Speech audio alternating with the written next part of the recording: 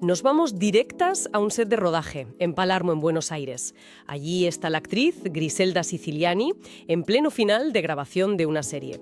Y no una serie cualquiera, una sobre Moria Kazan, que es un icono total en Argentina.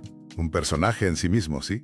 El ambiente es el típico, ¿no? Caravana, técnicos, todo el despliegue. Pero el enjambre de periodistas que la espera, no está ahí por Moria Kazan. No, claro. Están ahí por otro nombre, Luciano Castro. Y por el rumor que acaba de estallar, que se han separado. Hoy vamos a analizar a fondo todo el material que nos ha llegado del programa Jotax Digital, que estuvo allí, en el meollo. Queremos desgranar la estrategia de Siciliani, las reacciones y los giros que son casi surrealistas. Es que lo que vamos a ver es una batalla, Fascinante. Es David contra Goliat, básicamente. La estrategia de una persona en el silencio contra toda una maquinaria mediática que es que no soporta el vacío. Totalmente. La gran pregunta aquí es, en esta época de sobreexposición total, ¿quién gana esta pelea? Es un caso de estudio perfecto de cómo se gestiona o se intenta gestionar una crisis en tiempo real. Pues vamos con ese primer asalto. Siciliani sale de su caravana y se da de bruces con los micrófonos. Su actitud desde el segundo uno es educada, pero de una firmeza Sólida, sí. casi se puede tocar. No hay ni un atisbo de duda. No es la típica evasiva de no sé, no contesto. Es una postura muy meditada, se nota. Totalmente. Y suelta una frase que es demoledora. Dice textualmente que no va a hablar de nada porque no quiero colaborar con la expansión de ese tema. La palabra clave ahí. Colaborar. Es potentísima. Claro, no es un sin comentarios. Es una declaración de guerra, como decías. Exacto.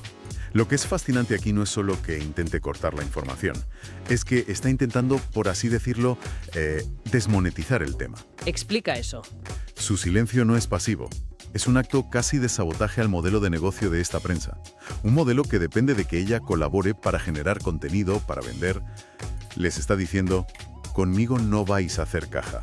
Pero claro, la pregunta ¿es una estrategia realista a día de hoy? Al negarse a darles absolutamente nada, ¿no está, paradójicamente, haciendo la historia todavía más jugosa? Ahí has dado en el clavo. El misterio vende, y un no tan rotundo invita a especular todavía más. Es la gran paradoja de su estrategia. Totalmente. Intenta ahogar la historia, pero lo que consigue es crear un vacío informativo. Y la naturaleza, tanto de la física como de los medios, pues aborrece el vacío. Claro. Si la fuente principal no habla, ese espacio se va a llenar con lo que sea. Filtraciones, opiniones de terceros, rumores y muchas veces con cosas mucho más dañinas que la verdad. De hecho, es que pasa inmediatamente. Los periodistas contraatacan. Le dicen que un tal Alex Castelo ya ha confirmado la ruptura, que la info viene de su propio entorno. La arrinconan. Y ella, en lugar de ceder, sube la apuesta. Dice algo como, digan lo que quieran, hagan lo que quieran, hay mucha gente a la que le gusta hablar de esto, aprovéchenla. ¿A mí no? Es una disociación total. Pinta una línea en la arena y dice, ese es vuestro juego, con vuestras reglas, y yo no participo. Se pone en una posición de superioridad moral, casi. Sí, se podría decir que sí. Sin embargo, y esto me parece crucial, el reportaje de Geotax Digital nos da un detalle que lo humaniza todo. Sí, el periodista que está allí lo cuenta, es verdad. Dice que a pesar de esa fachada de acero, estaba nerviosísima. Que al bajar de la caravana casi se cae, y al irse tropezó otra vez. Exacto. Esa tensión demuestra que mantener esa fachada de control tiene un coste personal altísimo. No es solo una estrategia, es una performance agotadora. Total. Nos revela que detrás de la figura pública que controla el relato hay una persona que está sufriendo la presión. Esa imagen de control es una armadura, pero por dentro la situación le está pasando factura. Y justo en ese momento de máxima tensión, la conversación da un giro. Sí. Un periodista muy hábilmente cambia de tercio. Le pregunta por su trabajo, por interpretar a Moria Kazan, y es como si de repente se encendiera una luz.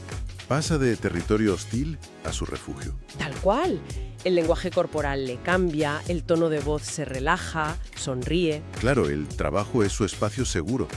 Es el lugar donde ella sí tiene el control absoluto del personaje, del guión, de la narrativa. Lo describe como hermoso, como una fiesta. Se nota que es donde se siente cómoda y poderosa. En contraste total con la vulnerabilidad de su vida personal que está ahí, expuesta en la calle. Y justo ahí, aprovechando esa pequeña apertura, un periodista le lanza una pregunta que me parece brillantísima. A ver, Le plantea si interpretar a alguien tan directa y sin filtros como Moria no la inspira a romper el silencio sobre su vida. muy buena pregunta. Y la respuesta es una clase magistral de cómo se construye un personaje público. Es que aquí dibuja sus fronteras con una precisión de cirujana. ¿Qué es lo que dice exactamente? Dice, más o menos, que ella no habla de intimidades ni de cuestiones personales, pero que, y cito, ideológicamente sí lo voy intercalando. Ah, es una distinción fundamental. Explica eso un poco más. Lo que está diciendo es, mi personaje público tiene unos límites clarísimos. ¿Vale? Estoy dispuesta a debatir sobre feminismo, sobre política, sobre sociedad, sobre ideas. En eso voy a ser directa. Pero mi vida privada, mis relaciones, mis sentimientos, eso no forma parte del producto que ofrezco al público. Es una compartimentación muy disciplinada, la verdad. Y muy rara de ver. No deja que el personaje que interpreta, Moria, que es la indiscreción con patas, contamine su estrategia personal. Vale, entonces, parece que consigue, digamos, capear el temporal con la prensa. Sí, parece que sí. Pone sus límites, se mantiene firme. Pero claro, justo cuando piensas que la cosa se calma, Ahí es donde se lía de verdad. ahí es donde el guión da un giro que es que no te lo esperas. Aparece un actor que no estaba invitado a la fiesta, Juan Leirado. Este momento es el verdadero punto de inflexión. Es cuando la historia se sale completamente de control. Es que la escena es extrañísima. El reportaje lo detalla paso a paso. Leirado llega, no tiene nada que ver con la producción y pregunta qué están grabando. O sea, ¿aparece de la nada? De la nada. Le dicen que es la serie de Moria, con Griselda Siciliani. Y en lugar de seguir su camino, se queda esperando. Esperando. Media hora. Espera a que ella termine con los periodistas. Media hora de reloj. Media hora. Eso no es casual.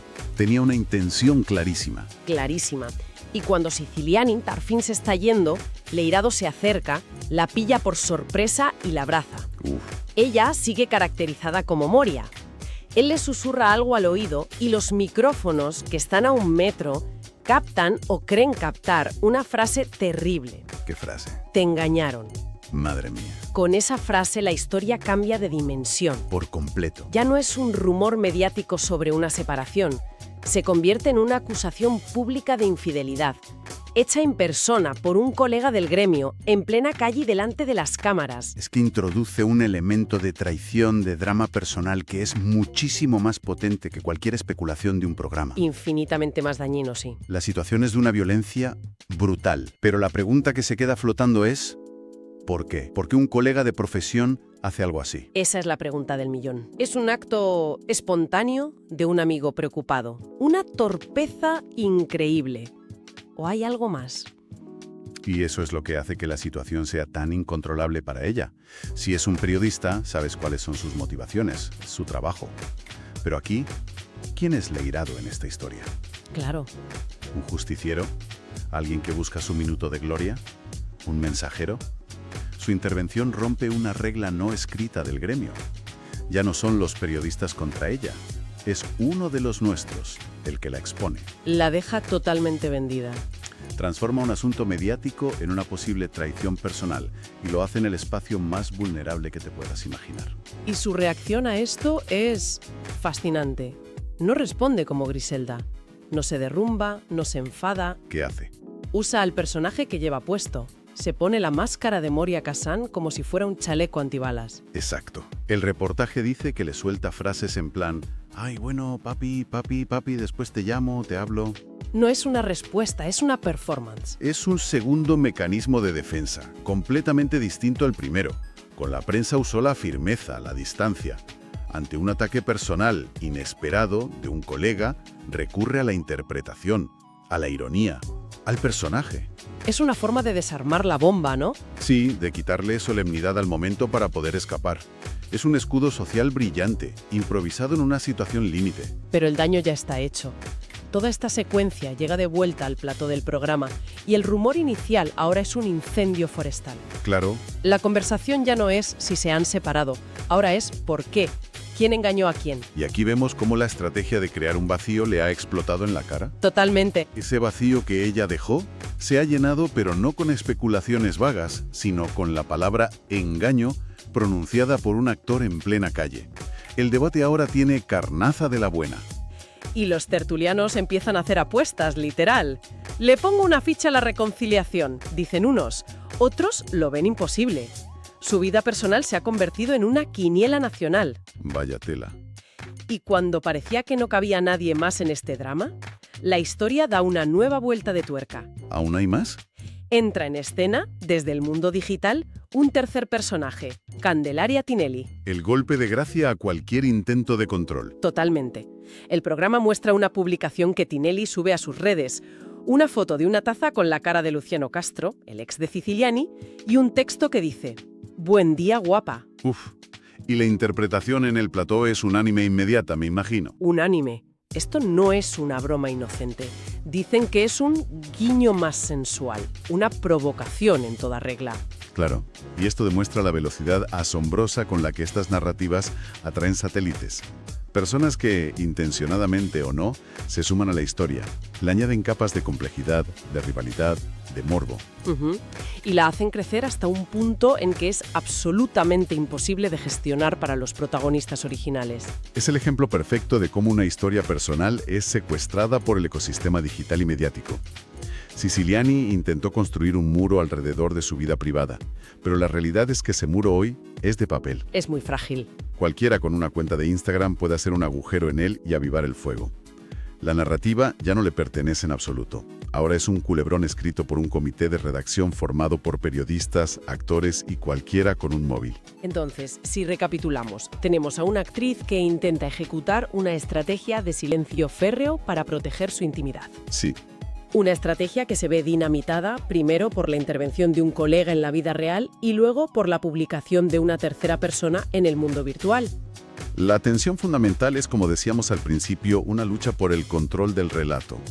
Y lo que este caso demuestra es que el modelo ha cambiado. ¿En qué sentido? El intento de Siciliani de dominar su historia a través del silencio choca con una realidad mediática que ya no necesita su colaboración. El sistema ha aprendido a generar su propio combustible. No la necesita ella. No, le basta un susurro en la calle y un post en redes sociales para construir un drama de varios actos que se retroalimenta solo. Su silencio, lejos de apagar el fuego, simplemente dejó el escenario vacío para que otros lo ocuparan y contaran su propia versión de la historia. Y eso nos lleva a una reflexión final, que va más allá de este caso concreto. La estrategia de Siciliani, que a lo mejor hace 20 años podría haber funcionado, hoy plantea una pregunta muy inquietante sobre la naturaleza de la fama en la era digital. ¿Cuál sería esa pregunta? Pues, si la privacidad sigue siendo un derecho que se puede defender activamente, o si en la práctica se ha convertido en un lujo que las figuras públicas ya no se pueden permitir, donde cualquier intento de protegerla solo garantiza que su destrucción sea mucho más espectacular y al final mucho más dolorosa.